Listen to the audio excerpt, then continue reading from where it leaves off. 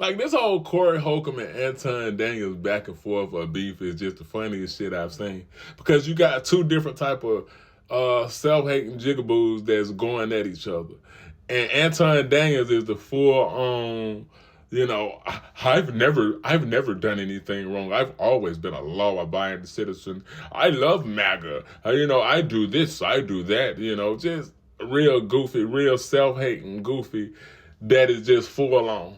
Like, he really thinks he's MAGA. He really thinks his money makes him the exemption to the rule. He really thinks because he got some bread that things don't really exist, and everybody that's not where he at just made bad choices. And they didn't do they didn't do what was right. And Corey Holcomb has always been an emotional 304. So it's not even the fact that Anton stood on business. Anton stood by security. But it's not harder to be more smarter than Corey. Corey is emotional, whether it was his former co-host Zoe that he flipped out on out of nowhere, whether it was his homeboy Marcus, former co-host Marcus, that he flipped on out of nowhere. He's the type of person, he is the prime example of dish it out but can't take it.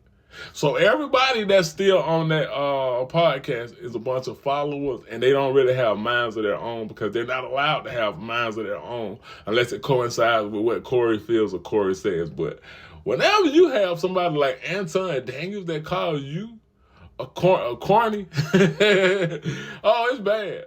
But both of them are goofies.